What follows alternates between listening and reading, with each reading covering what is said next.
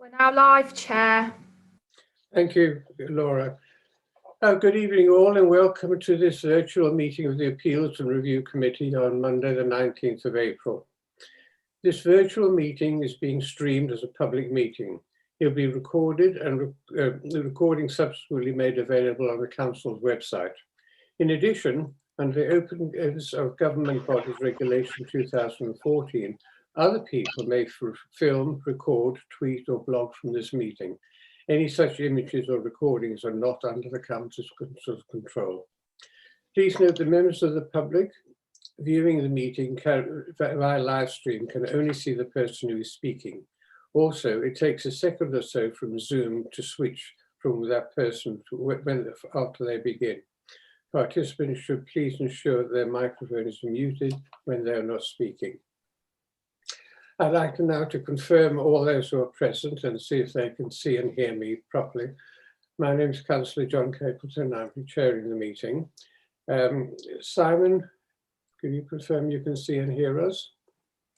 Yes, my name is Simon Smith, and I can see and hear everybody. Thank you. Simon Bradshaw. Thank you, Chair. My name is Councillor Simon Bradshaw. I can see and hear the proceedings. Keith Harris.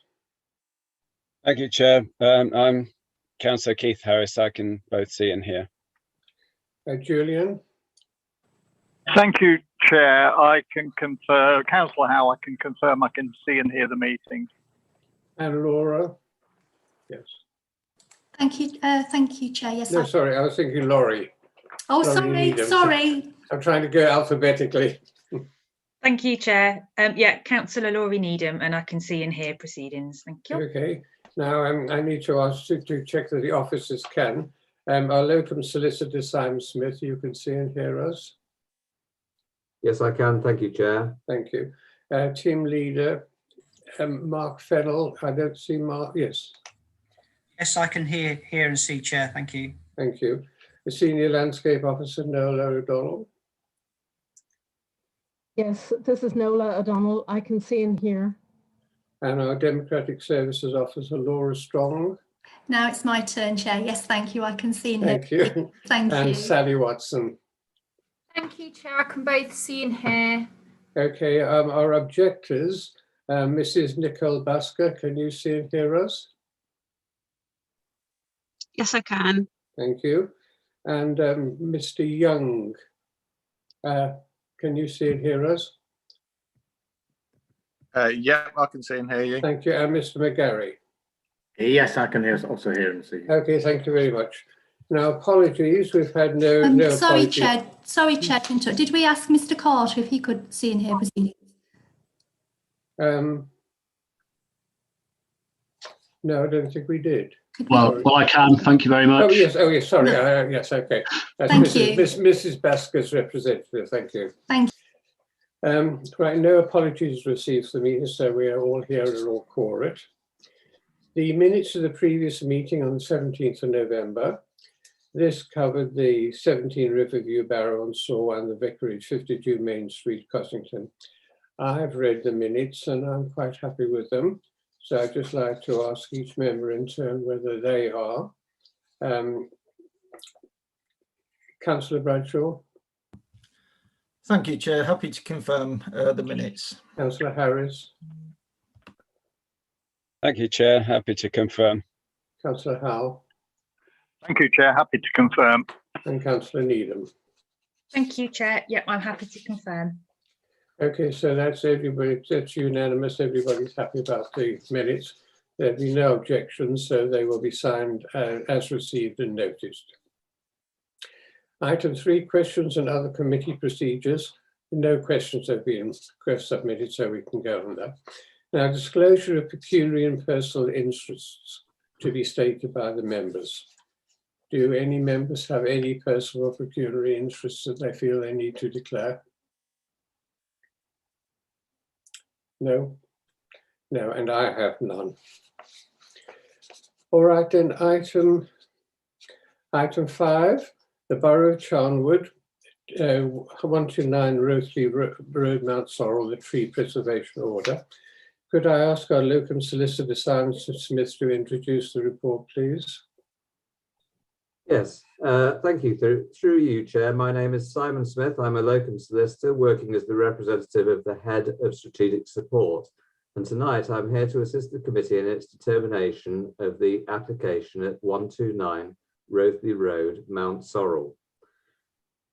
The TPO has been made provisionally by officers, but the provisional order was objected to, and so it is now before the committee this evening to consider.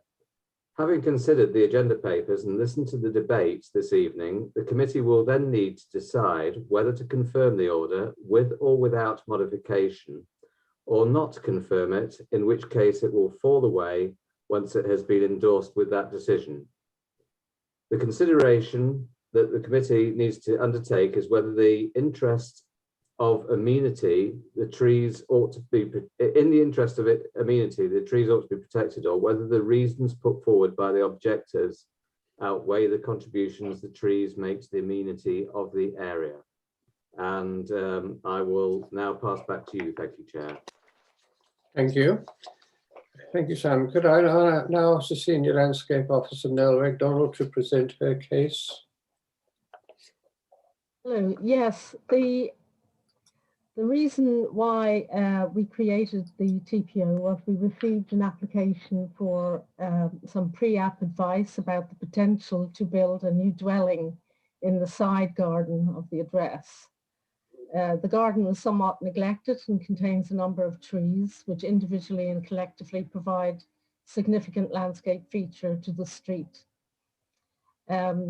The trees originally considered of merit were 1 ash, 2 holly and 2 sycamore. They are all generally in good condition when viewed from ground and can be seen from Rockhill Drive in the case of the ash, from Linfield Road and Maitland Avenue. As I say, that the site is a side domestic garden to the dwelling. The other aspect to bear in mind is the characteristic of the street is not particularly verdant, and that the trees that do punctuate that road assume greater importance by virtue that they are the trees providing greenery along the street. Without going too far into the details of the objections, there was the objection from Mrs. Baksa and then the supporting objection from Gok. And I have conceded on the point to omit T2 and T3 and to ask the committee to confirm for T1, T4 and T5. I'm happy to answer any other particular questions and points of objections, but because, if you like, I've changed the position of the council to omitting 2 trees, I thought perhaps we could just go forward to other points of objection, and if people ask me questions, and I can answer those. Thank you very much, Nola. Any members of the committee have any questions for Nola? Anything that they'd like clarified? No. Nola, I was this application, this P201327/2. It's supposed to be some sort of a pre-application for the bungalow. I can't find that on the Planning Explorer. Do you have any? Do you know what it was about? The pre-application seeking advice was to build a dwelling in the garden. Is that do you know the outcome of that was? I don't. You don't. Okay. Okay. Anybody? Any other questions? Yes, please, Chair. I've got my hand up. Yes. Yeah, I noticed it. Right. Councillor Howe, yes. Yeah. If we can scroll down, page 157. I think it's an error. It's about the holly tree, and it says it is not very much a tree. Yes. And I've got the feeling it should say it is now very much a tree. I don't know, because other than that, we appear to be claiming Yes, it's you're not correct. a tree. Yep, thank you. Yep, that's all right. Nothing personal. Right. With regard to the holly tree, it's actually got 4 separate stems on it, hasn't it?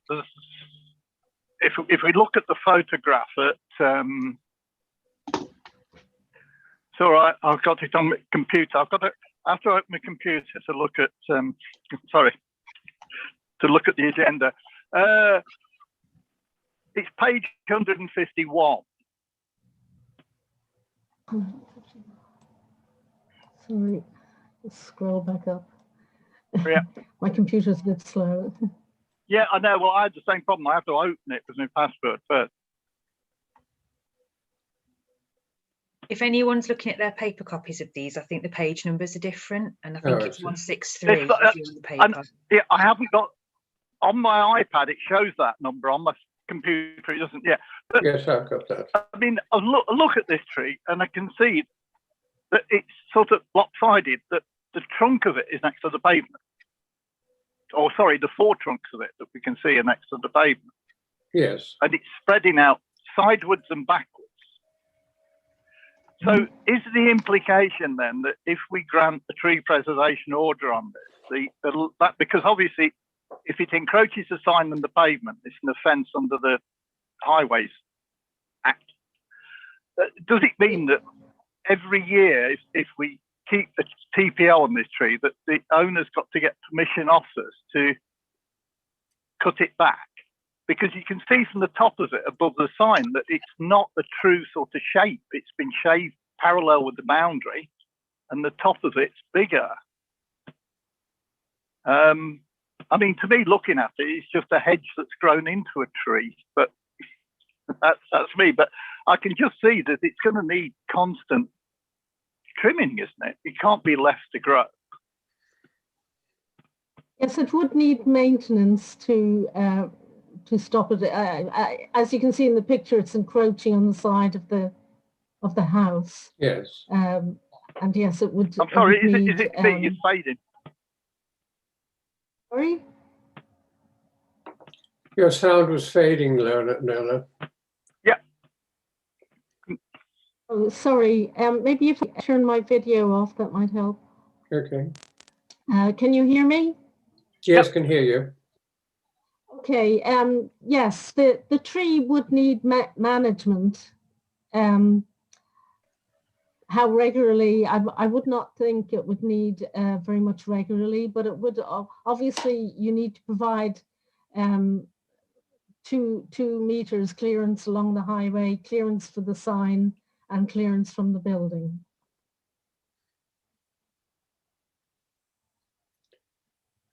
And Nola, would they have to have permission to do that? They could have what's known as a cyclical consent once they submit their initial application. Okay.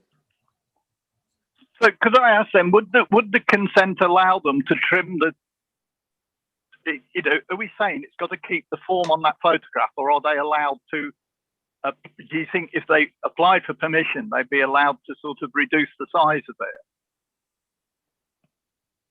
Yes, within reason, if we're protecting the tree, they could reduce it and reshape it. Hollies take very well to pruning, such as topiary. So we could theoretically consent that. Yeah, I know. I have one in my garden, so I know the. I've fought with it for many years. Thank you. And then, I mean, my other point is that, you know, looking at this, that if we allow this holly tree to stay there, then number 4 is not really visible anyway, because this tree here is blocking the view of the garden. Yes, you can only see through it's the garage entrance to the garden. Yeah. I think if you look, sorry, if you look at the street view, you do have a vantage on T4, but I agree that from this vantage on page 151, it is occluded. Yeah. Nola, can I ask you another question? T4,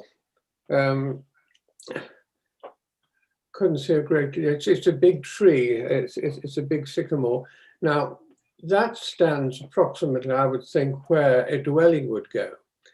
Now, if Mrs. Basker applies for planning permission to build a bungalow or a dwelling in the garden, am I correct in assuming that the granting of the planning permission overrides this tree preservation order? That's correct. If you consent a dwelling where a tree exists, even a protected tree, it effectively revokes the TPO on that tree. Okay, thank you. Anybody else have any other questions? No, okay then. Shall we turn to Mrs. Basker and Mr. Carter? Have you any questions you want to ask Nola before you present your case? Or would you like to present your case first? I think on behalf of Mrs. Baksa and myself, I'd like to just present our case first, if that's okay, Chair. Okay, thank you, Mr. Carter. Go ahead whenever you're ready. Okay, well, some of you may know me. My name's David Carter. I've got 10 years experience working in the arboricultural sector, including as a tree surgeon, 3 years as a tree officer at Charnwood Borough Council, and more recently as a consultant and director of Golby and Luck Arboriculture Limited. I'm a professional member of the Arboricultural Association, and I hold a widely recognised professional tree inspection certificate.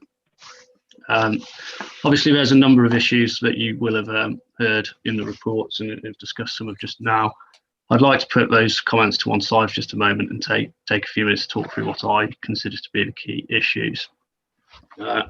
As we know, TPO policy is centred around the amenity of trees. This is the legal test. National planning guidance from the Department of Communities and Local Government states, when considering whether trees should be protected by an order, authorities are advised to develop ways of assessing the amenity value of trees in a structured and consistent way. My concern is that officer recommendations are not being carried out in a consistent or structured way. The last time I attended this committee, some 50% of the trees proposed in the order were removed. In the case of this TPO, within such a short time, we've already had conceded that 2 of the 5 trees are not suitable for the order. There's no evidence put forward of a structured or consistent assessment. Instead, we're presented with a committee report that is largely comprised of unsubstantiated rebuttals to the view put forward in my report on behalf of Mrs. Baksa. My concern in this regard is that a TPO is a type of designation. Designations such as this, listed buildings or conservation areas, are carefully and strictly applied to identify and protect features of distinctive value and to draw a distinction between those and lower quality assets. If these are applied too liberally or to features of less identifiable value, they will dilute the overall significance of designations in the borough and render the council far more open to challenge in cases involving protected trees, putting those trees of higher value at risk. It is therefore critical that we are able to draw a distinction in amenity terms when we're dealing with TPO trees.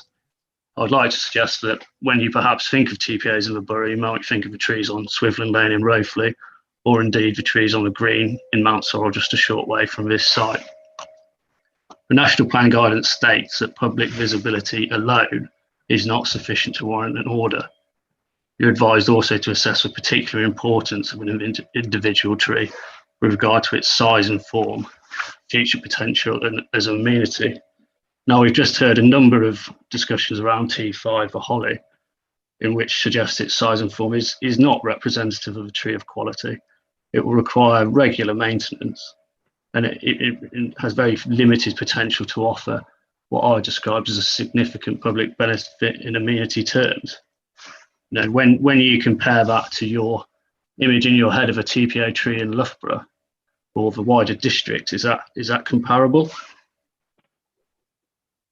Then turning to T4, if you could look at page 161 of the committee pack, an extract from Miss O'Donnell's report, what you see is a very suppressed, confined tree in a position sandwiched between two dwellings. In arboricultural terms, it is not a tree of good form, and it's not a particularly attractive specimen visually. What we know about trees that have developed in this suppressed fashion is that their main branch structures are frequently weaker because they've been forced to grow up quickly upward in search of light, in turn having compromised the production of wood lower in the tree that affords structure or would normally afford support to such tall growth. This is true of trees, for example, in a suppressed woodland setting, as well as urban. So we know the tree is potentially weak. This is compounded further by the fact its canopy is asymmetric and unbalanced, and there's also a weak included bark union at the base of the tree, all of which, if left unaddressed, could result in the failure of the tree. Miss O'Donnell acknowledges in her report that the tree would need to be reduced if retained, again, which is likely to be subject to regular requirement and cost to apply for permission by my client, and that is unlikely to render the tree particularly attractive in the long run and just deplete its amenity value further. Hopefully we can see that it's not a logical case to protect these trees. They're not trees of merit, and by protecting them, we significantly lower the bar of the TPA standard, which in my view is putting the borough in a difficult position when it comes to defending cases of much higher quality trees. That really concludes what I think are the key points and the amenity test, but I'd be happy to talk through any of the other secondary issues listed in our reports if you have any questions. Thank you. Thank you, Mr. Carter. Mrs. Basket, is there anything you want to say? No, thank you. That sums up what we've discussed together. Okay, thank you. Thank you. Asking members of the committee, do any of you have any questions you wish to ask of either Mrs. Basker or Mr. Carter? No? Okay, thank you. And Nola O'Donnell, any questions you wish to ask of the objector? No, thank you. No, okay, thank you. Okay, then we seem to have all the information that everybody wants. So the committee, with the advice of his legal advisor as necessary, will now discuss this matter and then decide whether or not the order should be confirmed, and if so, whether with or without modification. During this part of the meeting, the parties may not participate. However, this remains a public meeting and the parties may continue to observe if they wish. Okay, committee, please, we need a bit of discussion about how everybody feels. I really think that the Ash T1, I would have immediately endorsed retaining that. And then I quite agree with both Mr. Carter and Nola that T2 and 3, the sycamore and the holly, should go. Although the holly, I don't know, it seems in some ways it seems the better of the two holly trees. I went down to have a look at them this afternoon. The sycamore T4, I have some doubts about it. It's a very big tree, but I sort of veer towards keeping it because if permission is granted to build a bungalow in the grounds, that's where it will be. And the planning permission for the bungalow will override this TPO. So it doesn't appear to do anybody any real harm. The T5, the holly by the gate, now there, I'm a bit ambivalent about this, and I'm almost coming down to saying it's of little value. Yes, that's my feeling. Anybody else like to add anything to that? Simon, Councillor Bradshaw. Thank you, Chair. Yes, I was actually going to agree with you on that, to be honest. The effect of keeping the holly T5 would incur costs, I think, for Mrs. Baksa. So, and I don't think it's going to provide much of an amenity value either. It just looks enormous, that tree does, you know, and I think we could possibly lose that one. And I don't know what the rest of the committee think, but that's my opinion anyway. Yes, I think yes, I agree with you largely, but we can't take into account that it's going to cost money to maintain that tree. It's either of amenity value or it's not. Councillor Needham. Yeah, I'd also agree that I don't feel like T5, the amenity value there outweighs it. Okay. So yeah, I'd be inclined to modify to have that removed as well. Councillor Harris. Councillor Harris. Hello. Yes, Chair. I would take the same view on T5. I think it's more like a bush than a tree, but it's been allowed to. It's been very poorly managed. It would have been a nice tree if it had been properly managed and maintained before, but it's now beyond that. I think there's no way to restore it to any decent shape, I think. Thank you. Julian, did you have anything to say? Thank you. Yeah, the only I agree with that. To me, it's an overgrown hedge that's gone. I mean, the only point about 4 is if we're saying at this meeting that we think we should preserve it, and then say at a planning meeting we'd remove, you know, it's a possibility of removing it if someone wants to build on the site. So could I ask Simon, I mean, presumably the same weight held for the tree, whether we include it in the ordinance now and they apply to build on the land as we take in now. Is it the same merits for both cases? Because all we're doing then is delaying the decision. Do I make sense? Simon, can you help us, Simon? I think you're muted, Simon. Simon, I think you're muted. Simon, can you unmute yourself, please? Okay. Hello? Yes, I can hear you.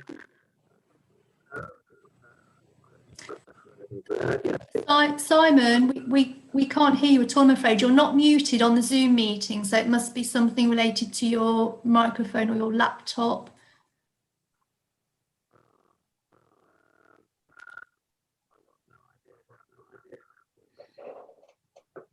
No, we still can't hear you, Simon.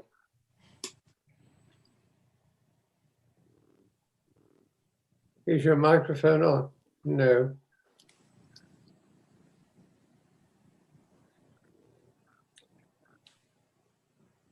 No, sorry, Simon, we can't. We can't. Now you're muted again. Now you're unmuted. I can see your lips moving, but I can't hear anything. We got anyone that can lip read? Sorry, I shouldn't say that.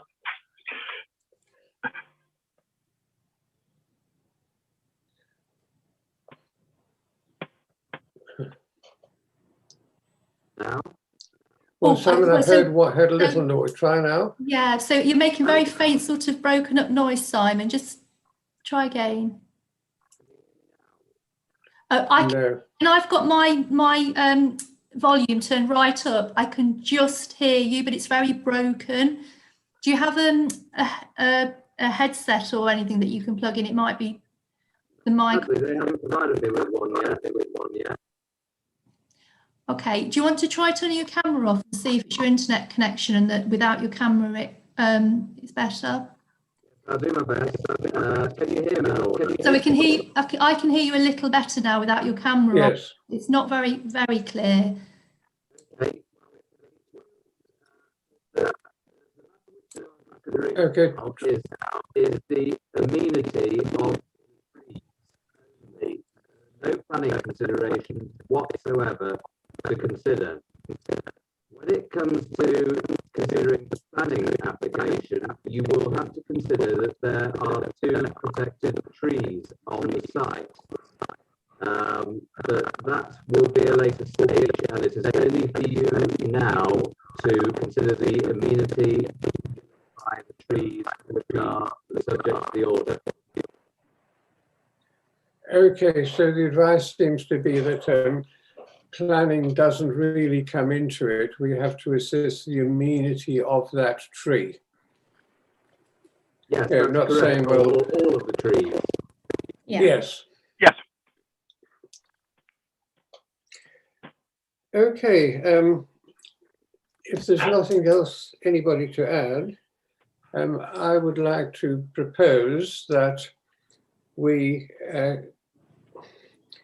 keep the TPO on the ash. That's T1. T1.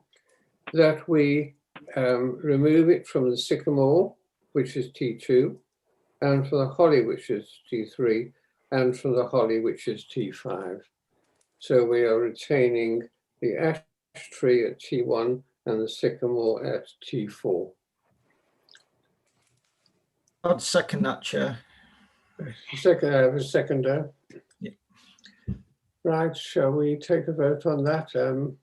Obviously, I vote in favour. Councillor Bradshaw? Thanks, Chair. I'd vote in favour. Yes.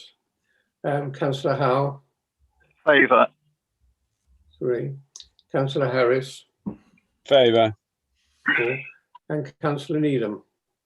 Yes, Chair, I'd vote in favour. So that's unanimous, that's carried. So we are, I'll tell you what we're doing now. Shuffle my papers. Yes, the committee, having considered in accordance with the procedure set out in the Constitution, the objection to the order, the committee considers that the reasons put forward for not protecting the trees, and that's not protecting the T2, T3 and T5, Chair. T5 outweigh the contribution they make to the amenity of the area. And these trees, T2, T3 and T5, be removed from the order and should therefore not be protected. Okay, thank you very much. And thank you, Mrs. Basker, for attending, and thank you, Mr. Carter. Thank you. Goodbye. Bye-bye. Thank you all. Bye-bye. Right. Sorry, Chair, to interrupt. So before we continue with the next item, item 6, we did originally have both Mr. Young, who had objected, and also Mr. McGarry present. We did, yes. Young seems to have left the meeting quite early on. Yeah, Mr. McGarry, sorry, can you hear us okay? Do you know what's happened with him? Yes, David's kind of joined me in my office here. So, oh, okay, lovely. So, well spotted, Laura. Yeah, it was. We should have told you that, but we were. That's okay. So you're both. That's lovely. I'll rename you both so we know it's both of you. That's smashing. Thank you. That's appreciated. Thank you. Also, before we go on, Simon, would you like? Can you have another try with your audio equipment? See if we can hear you. Certainly, Chair. Can everybody hear me now? Yes, quite a bit very softly, but we can actually pick up what you're saying. Thank you very much. Okay, Simon, we'll take it, shall we, that the, do you want to say anything more about the introduction of this item, or will what you said about the previous one suffice? Yes, Chair. Again, the same considerations come into play here. Having considered the agenda papers and listened to the debate this evening, the committee will need to decide whether to confirm the order with or without modification, or not to confirm it, in which case it will fall away once it has been endorsed with that decision. The consideration that the committee needs to undertake is whether, in the interests of amenity, the trees ought to be protected, or whether the reasons put forward by the objectors value the contribution the trees make to the amenity of the area. That's all I'd like to say. Thank you, Chair. Okay, thank you very much, Simon. Could I now ask the Senior Ecological Officer, Nola O'Donnell, to present her case, please? Yes, hello. A Section 211 notice was received seeking to crown reduce several trees in the grounds of the Bradgate Public House by 30%. The works were considered excessive and would be detrimental to the aesthetic form and health of the trees. A lesser degree of tree works is recommended to ensure clearance from buildings and removal or reduction of selected lower branches could be consented should a TPO tree works application be subsequently submitted. It should be borne in mind that necessary works to remove dead wood or dangerous branches is always exempt formal application. The trees consist of a mature ash tree, 2 early mature alders, and 1 young lime tree. No issues were reported regarding their health. They are worthy of retention and preservation. The site, as I say, is the property of the public house called the Bradgate. It is to the rear of the car park, which is a publicly accessible piece of private ground. It backs onto the domestic properties along Gray's Crescent. The land rises up towards the rear boundary. The trees are on the verge between the tarmac hard standing of the car park and the boundary fence. The trees are visible in part from the main street, but as I say, the car park itself should be regarded as a publicly accessible area, and therefore it provides public amenity to those people who access it. The trees also form part of the locality's green infrastructure, providing a wooded backdrop to the housing on Gray's Crescent and Main Street. The conditions of the tree are good and they are correctly evaluated for amenity merit. You can see the appendix for my pro forma on evaluation.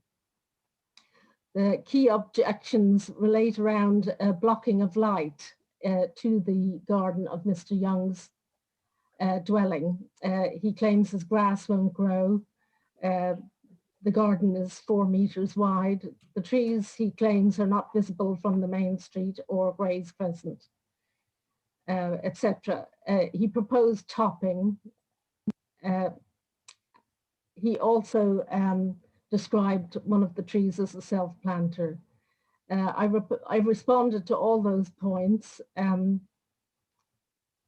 then Mr.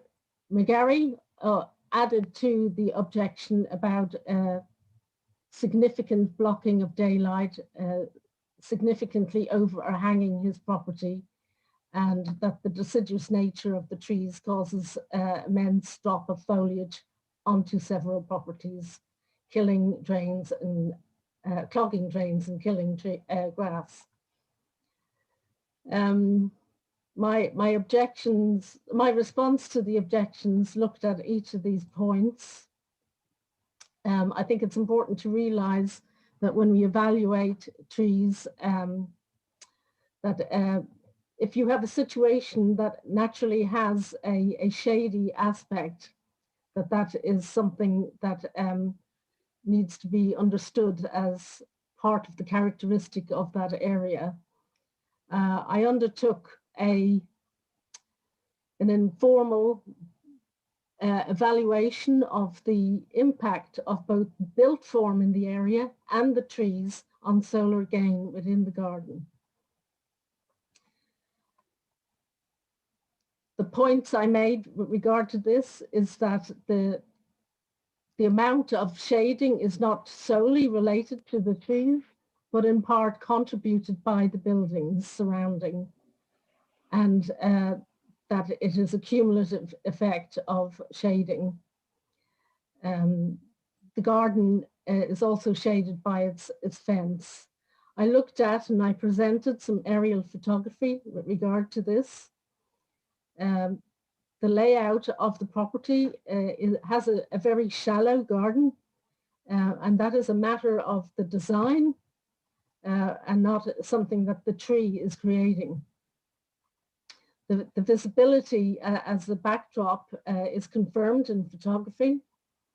The trees can be seen from Main Street and from Gray's Crescent. The largest tree in the trees is indeed the ash tree. It is a significant prominent feature and it likely predates the housing on Gray's Crescent. The limes and alders are smaller and younger trees. Topping trees is bad practice. It is not recommended, although it appears in the TPO language as a practice. But if you look at the British Standard for tree works, it is not an appropriate term to use. The setting of the property is backs onto land with tree cover. Historically, the tree cover was much more significant, and indeed over time that has become progressively depleted. I'm afraid that in the case where permissions are given for other trees and other works, that is taken really on a case basis and shouldn't be considered as particularly relevant to this case. The lime is indeed a planted specimen and is not self-set. But in any event, I'd like to make the point that that point, whether a tree is self-set or planted, should be regarded neutrally.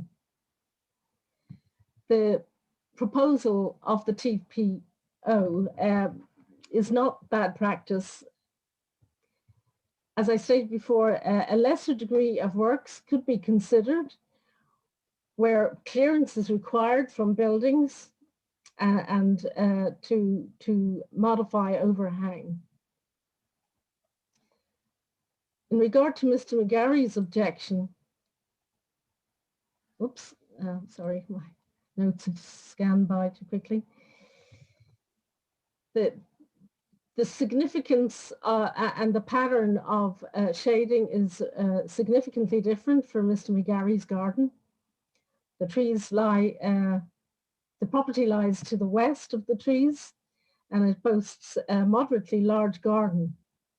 So the shadow pattern attributable to the ash and the alder is significantly less. Shadow is cast to the northern portion of the garden from early morning to mid-morning. Thereafter, there is substantial solar gain in the garden. Only the alders overhang Mr. McGarry's boundary. As already mentioned, this type of lateral crown reduction could be provided via TPO tree works application. With regard to leaf drop, that is not really a valid point for objection.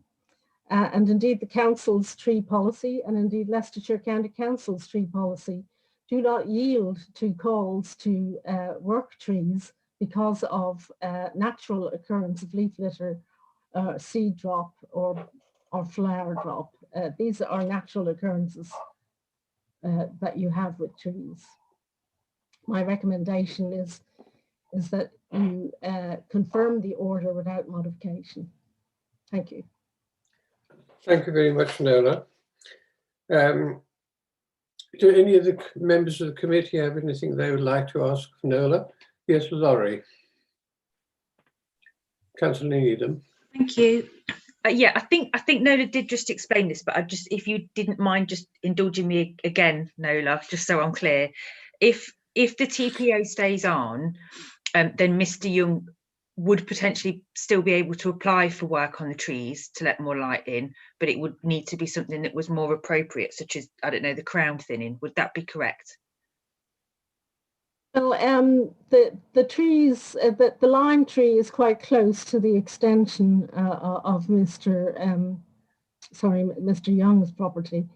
The trees that overhang Mr. McGarry's property could be pruned back sensitively so that they don't significantly overhang or touch his property. And that could happen even if the TPO was retained? Yes, we would normally consent that to a TPO tree works application. Okay, yep, Thank you, Nola. Councillor Howell.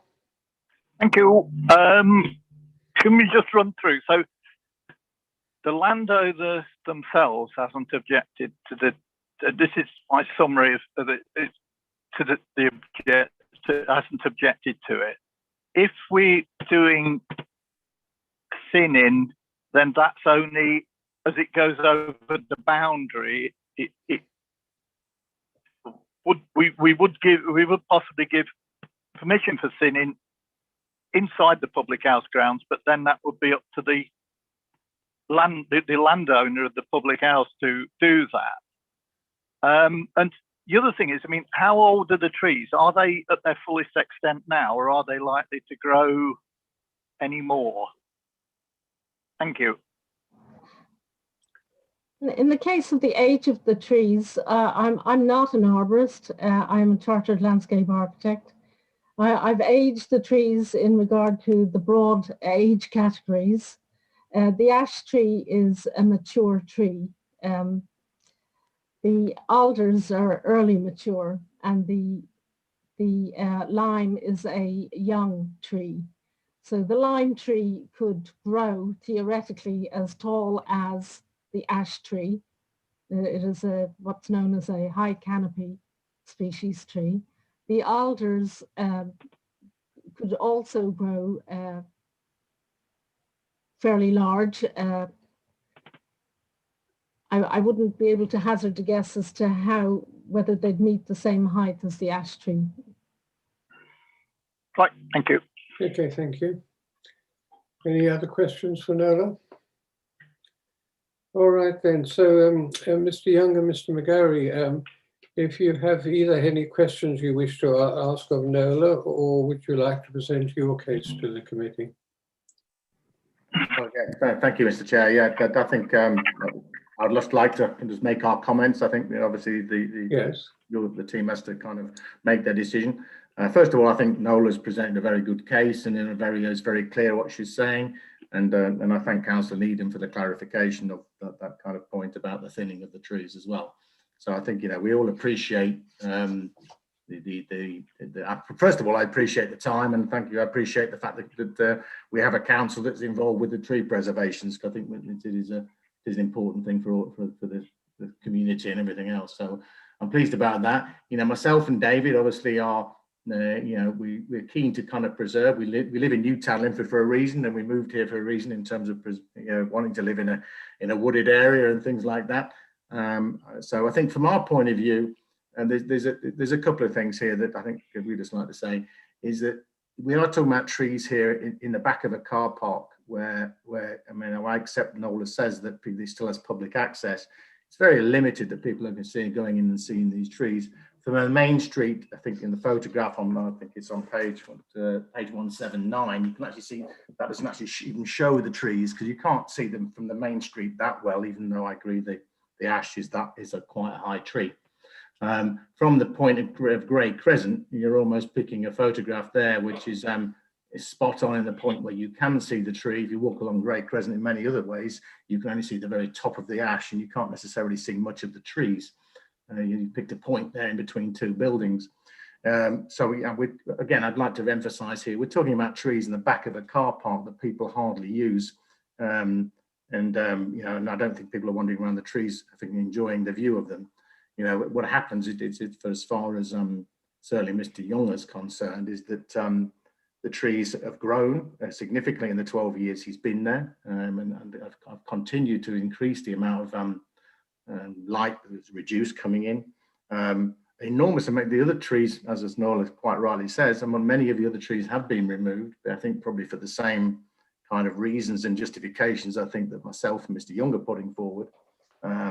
So while I agree with Nola that you can't go back in time and look at each case as its own merits, these are trees that are kind of almost totally overshadowing us, are likely to grow bigger. In storms and when the wind's blowing, I think we often think they're going to break or fall over because they're bending that much. But equally, if the council decides we have to keep them, we'll press on. But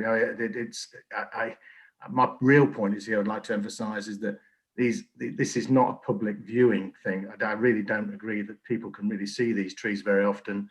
They are mainly making our lives a little bit unpleasant, and particularly for David, it's certainly he's almost living in a dark, shaded environment.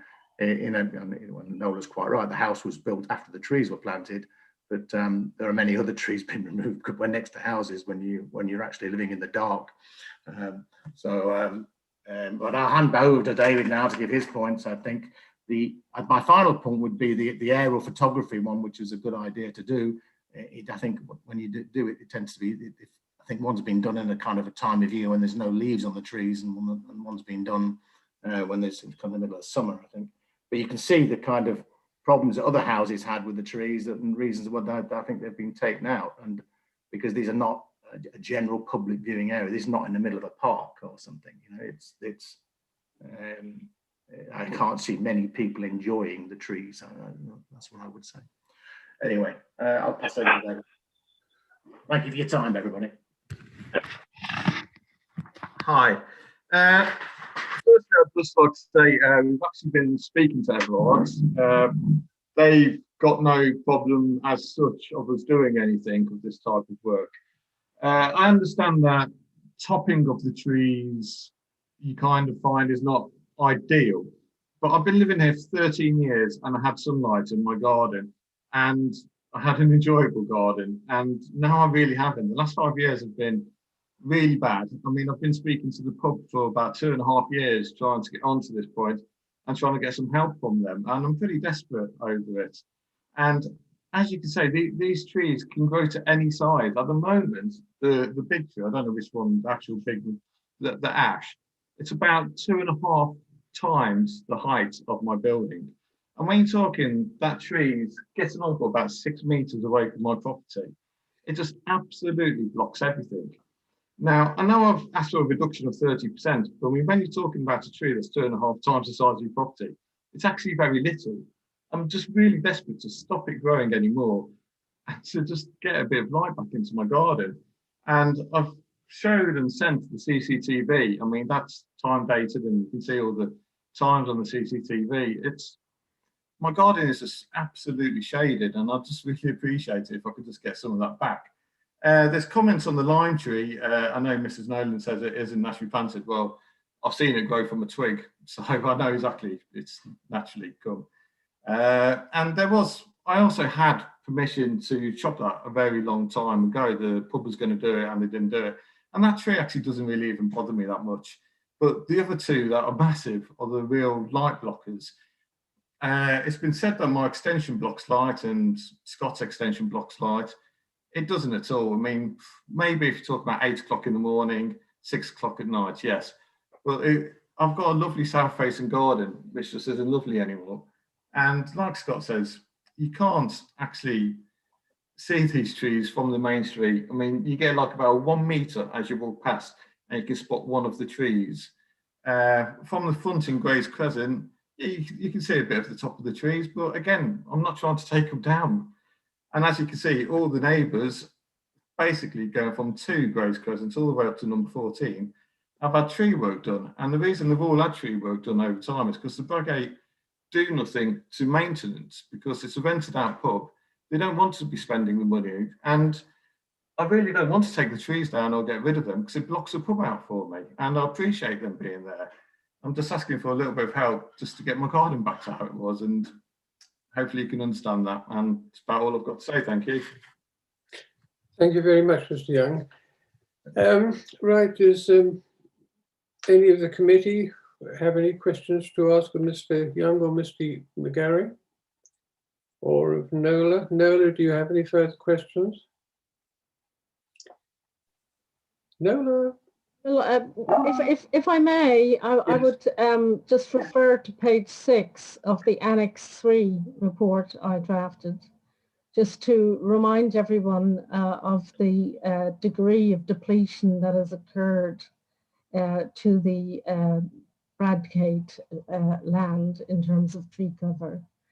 And I'd also like to make the point that it's not just a car park, it includes, although where those trees are situated are more car park, the area includes a garden and a play area, and if you like, in that sense, although it's a private facility, it's publicly accessible, and it's meant to all have that attribute.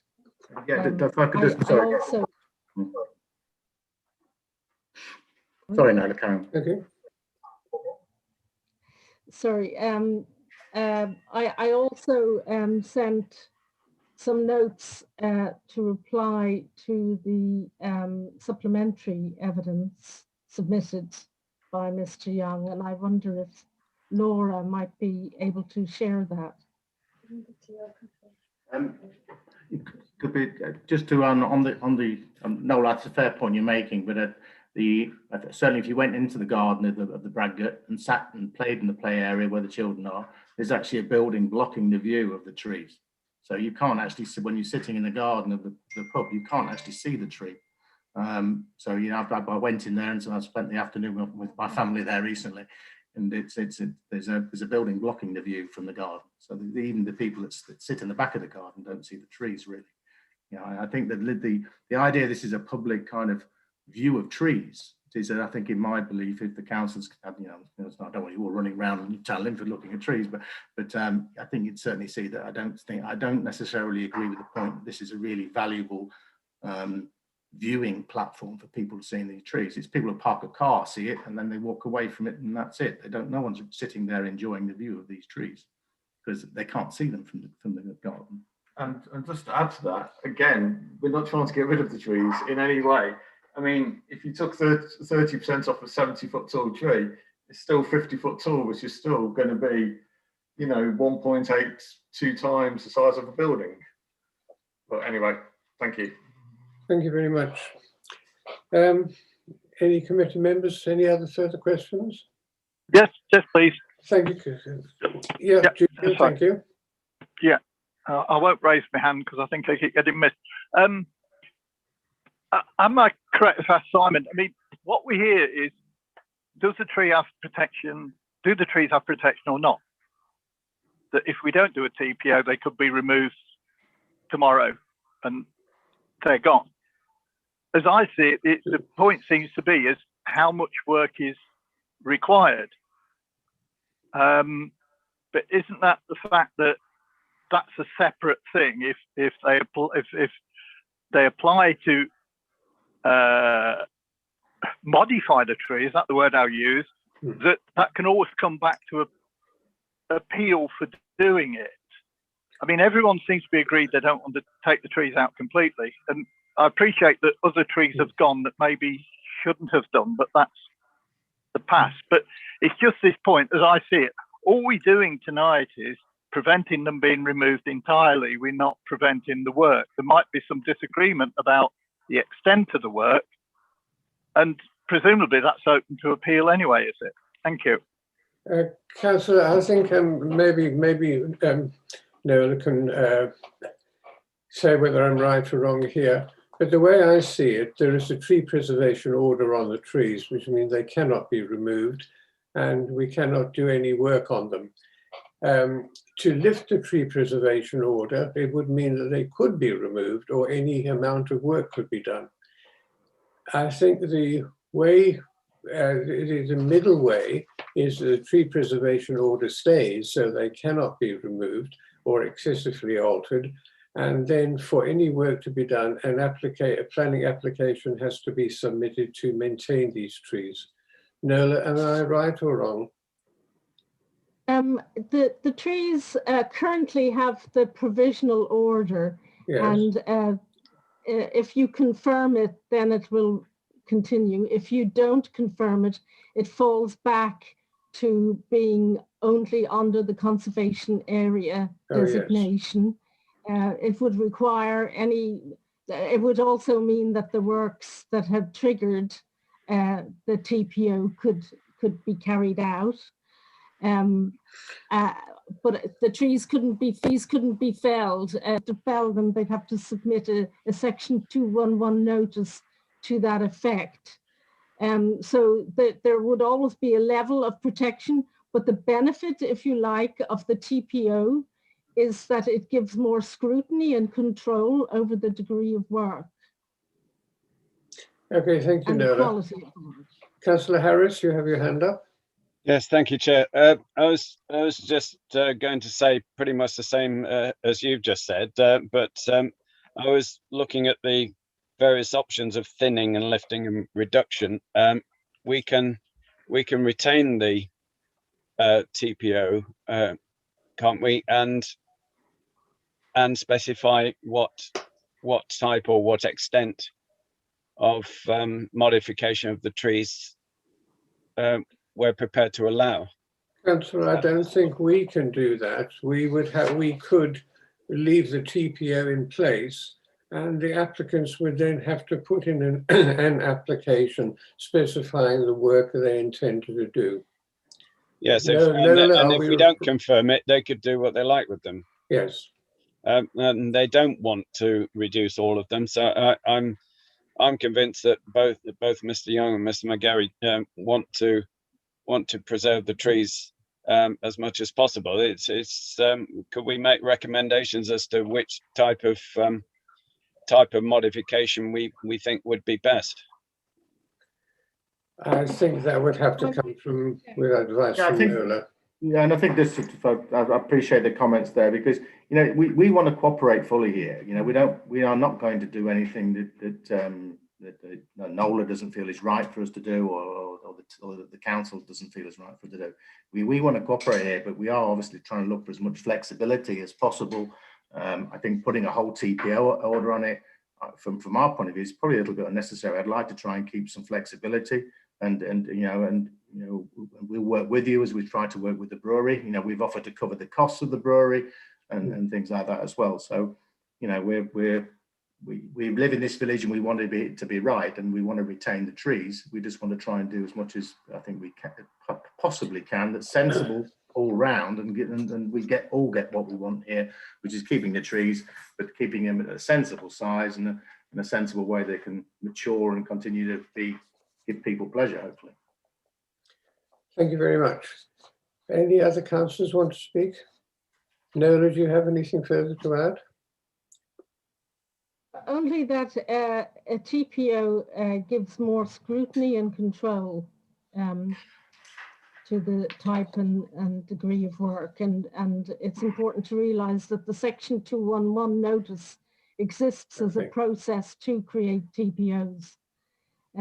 It doesn't, it's not consenting work, it's permitting it by virtue of not creating the TPO, whereas the TPO process literally is about consent, about confusing work. And it also requires the submission of reasons. Okay, thank you, Nola. All right then,